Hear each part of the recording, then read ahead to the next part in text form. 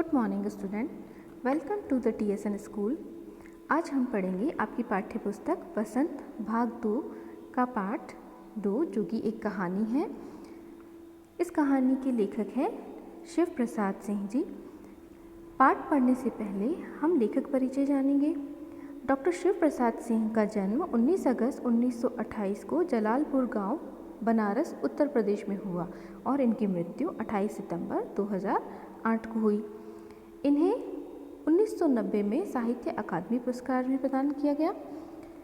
इनके विकास में उनकी दादी माँ, पिता और माँ का विशेष योगदान रहा।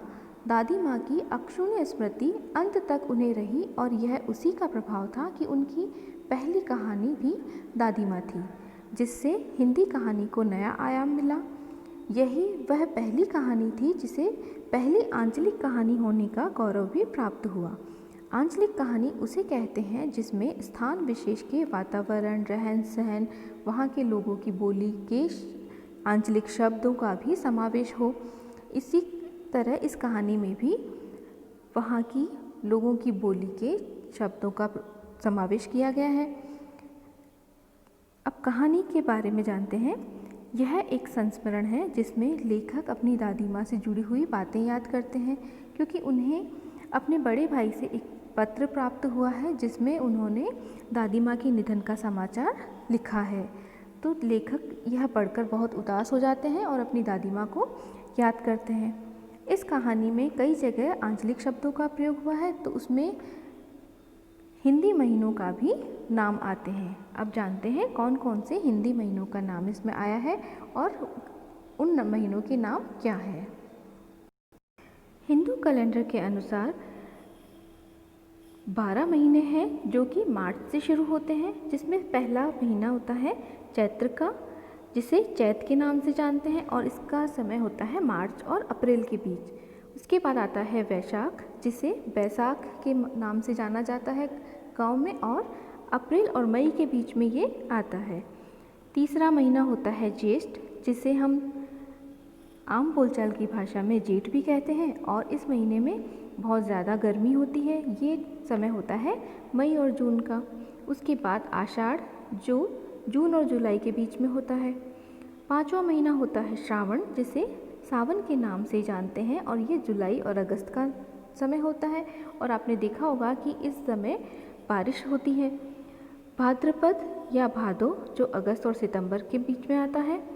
आश्विन, जिसे क्वार कहते हैं, और इस समय बारिश बंद हो चुकी होती है और यह समय होता है सितंबर और अक्टूबर का, और इस समय गर्मी वापस से पड़ने लगती है। उसके बाद 8वां महीना होता है कार्तिक, जो अक्टूबर और नवंबर के बीच आता है, और इस महीने में आपको पता ही है कि दिवाली इस महीने में आती है। इसके बाद अगला मंथ या महीना मार्गशीर्ष होता है, जिसे अघन के नाम से जाना जाता है, और नवंबर और दिसंबर के बीच का ये समय होता है। अगला 10वां महीना होता है पोष, जिसमें दिसंबर और जनवरी के बीच का समय होता है, और इसमें बहुत ज़्यादा ठंड पड़ने लगती है। और उसके बाद 11वां महीना माघ, जिसे जो जनवरी और फरवरी के समय में होता है, और इस समय भी बहुत तेज़ ठंड होती है।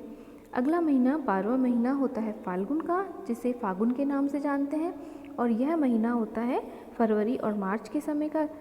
तब मौसम बहुत ही अच्छा होता है, न ज़्यादा सर्दी होती है और न ज़्यादा गर्मी होती है। तो अब हम आते हैं अपनी कहानी पर। दादी माँ।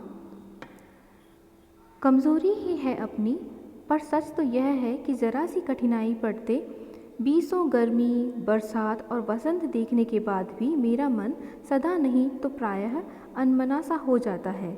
मेरे शुभचिंतक मित्र मुंह पर मुझे प्रसन्न करने के लिए आने वाली छुट्टियों की सूचना देते हैं, और पीठ पीछे मुझे कमज़ोर और ज़रा सी प्रतिकूलता से घबराने वाला कहकर मेरा मजाक उड़ाते हैं।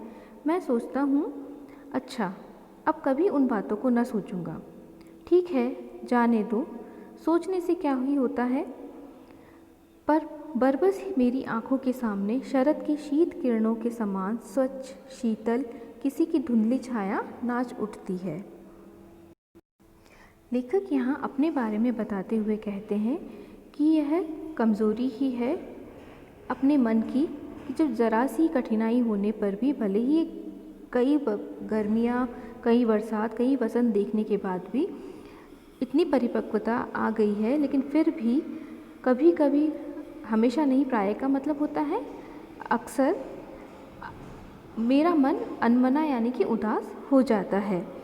मेरे शुभचिंतक मित्र यानी कि जो मेरे मित्र हैं, वो मुझे अनमना देखकर मेरे मुंह पर तो मुझे प्रसन्न करने के लिए, खुश करने के लिए छुट्टियां कब आने वाली है इसकी सूचना देते हैं, लेकिन पीठ पीछे यानी कि जब मैं उनके सामने नहीं होता तो मेरी कमज़ोरी के बारे में, या जो मेरी घबराने वाली आदत है या कमज़ोर पड़ने वाली आदत है, उसके बारे में मजाक उड़ाते हैं। मैं सोचता हूँ कि ठीक है, मैं उन बातों को नहीं सोचूंगा, जाने देता हूँ, और सोचने से होता भी क्या है। लेकिन फिर भी मेरी आंखों के सामने शरद की शीत किरणें इसलिए कहा है क्योंकि जो सर्दी की धूप होती है वो भी इतनी तेज़ गर्मी वाली धूप के बाद जितनी तेज़ गर्म नहीं होती है। इसलिए शीत किरणों का उदाहरण देते हुए उन्होंने कहा है कि शीत किरणों के समान स्वच्छ शीतल किसी की धुंधली छाया नाच उठती है। मैं याद नहीं करने की कोशिश करता हूँ, लेकिन फिर भी ऐसा होता है कि मेरे सामने एक धुंधली सी छाया नाच उठती है जो कि शीत किरणों के समान शीतल और स्वच्छ है, और वह छाया किसकी है? उनकी दादी माँ की। आगे, मुझे लगता है जैसे क्वार के दिन आ गए हैं। मेरे गांव के चारों ओर पानी ही पानी हिलोरे ले रहा है। दूर के सिवान से बहकर आए हुए मोथा और साई की अधगली घासें, घेऊर और बन प्याज की जड़ें तथा नाना प्रकार की बरसाती घासों के बीच सूरज की गर्मी में खौलते हुए पानी में सड़कर एक विचित्र गंध छोड़ रहे हैं। रास्तों में कीचड़ सूख गया है और गांव के लड़के किनारों पर झाग भरे जलाशयों में धमाके से कूद रहे हैं। अपने अपने मौसम की अपनी अपनी बातें होती हैं। लेखक याद करते हुए कहते हैं कि मुझे लगता है जैसे क्वार के दिन आ गए हैं। क्वार का महीना यानी कि आश्विन का महीना जो आता है सितंबर और अक्टूबर के बीच में, और उस समय तक बारिश बंद हो जाती है। तो लेखक को लगता है कि क्वार यानी कि आश्विन के दिन चल रहे हैं और मेरे गांव के चारों ओर पानी ही पानी हिलोरे ले रहा है, यानी कि बारिश बंद होने के बाद अभी भी बारिश का जो पानी है वो चारों ओर भरा हुआ है, और दूर से जब पानी बहकर आता है तो वहाँ से मोथा और साई नाम की जो घास होती है वो बहाकर साथ लेकर आता है, और जगह जगह जब वो पानी भर जाता है तो उसमें ये घासें इकट्ठी हो जाती है और सड़ने लगती है। तो अधगली घासें जो पूरी तरह से गली नहीं है लेकिन फिर भी सड़ रही है। घेऊर और बन प्याज की जड़ें, ये भी एक जंगली घासें होती है, और अलग अलग तरह की बरसाती घासें जो बारिश के पानी में उग जाती हैं। उनके बीच जो कि सूरज की गर्मी में, जब उन दिनों तेज़ गर्मी होती है, सूरज की धूप तेज़ होती है, तो पानी ऐसे लगता है जैसे खौलने लगा हो। तो उस पानी में इकट्ठी हुई ये घास, अलग अलग प्रकार की घासें, बरसाती घासों के बीज, ये सब इकट्ठी होकर सड़ने से अलग प्रकार की, विचित्र प्रकार की अनोखी गंध यानी कि बदबू छोड़ रहे हैं। रास्तों में कीचड़ सूख गया है क्योंकि बारिश बंद हो चुकी है, तो वहाँ का जो कीचड़ था वो अब सूख चुका है, और जगह जगह बारिश का पानी जलाशयों में भरा हुआ है जो कि झाग उस पर आ गया है। और उस पानी में जो गांव के लड़के हैं वो छपाके के साथ धमाके से कूदकर नहा रहे हैं। अपने अपने मौसम की अपनी अपनी बात होती है, यानी कि हर तरह का मौसम की अलग विचित्रता होती है, अलग अलग उसके मौसम के बारे में बताया है कि लेखक ने यहाँ पर।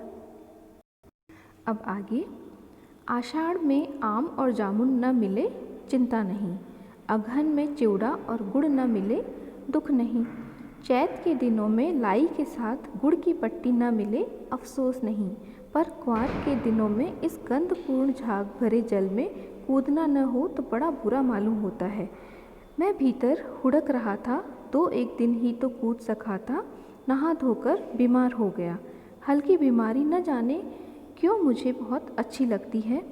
थोड़ा थोड़ा ज्वर हो, सर में साधारण दर्द और खाने के लिए दिन भर नींबू और साबू। लेकिन इस बार ऐसी चीज़ नहीं थी। ज्वर जो चढ़ा तो चढ़ता ही गया, रज़ाई पर रज़ाई, और उतरा रात 12 बजे के बाद। लेखक कहते हैं कि आषाढ़ में आम और जामुन का सीज़न होता है, तो उस समय भले ही आम या जामुन ना मिले तो कोई बात नहीं। अगहन जो कि मार्गशीर्ष का महीना होता है, जो कि नवंबर और दिसंबर में आता है, और उस समय चिवड़ा और गुड़ ना मिले तो भी दुख नहीं। चैत यानी कि चैत्र के दिनों में लाई के साथ गुड़ की पट्टी ना मिले तो भी कोई अफसोस नहीं। लेकिन क्वार यानी कि आश्विन महीने में जब बरसात बंद हो चुकी हो और जगह जगह पानी भरा हुआ हो, उस समय गंधपूर्ण झाग भरे जल में कूदना न हो तो बहुत ही बुरा मालूम होता है। मैं भीतर ही हुड़क रहा था, यानी कि झुंझला रहा था, परेशान हो रहा था, क्योंकि मैं एक दिन ही तो कूद सका था, और लेकिन नहा धोकर बीमार हो गया, और बुखार भी हल्का फुल्का नहीं, बहुत तेज़ वाला बुखार हो गया। लेखक कहते हैं कि हल्की बीमारी तो मुझे अच्छी लगती है, यानी कि मुझे अच्छी लगती है क्योंकि उसमें हल्का हल्का ज्वर होता है, हल्का बुखार होता है, सिर में साधारण दर्द, और खाने के लिए दिन भर नींबू और साबू, जो कि एक आंचलिक खाद्य पदार्थ है। लेकिन इस बार लेखक जब याद कर रहे हैं, उस समय उन्हें जो बुखार हुआ तो वह इतना ज़्यादा हो गया कि बहुत समय तक नहीं उतरा।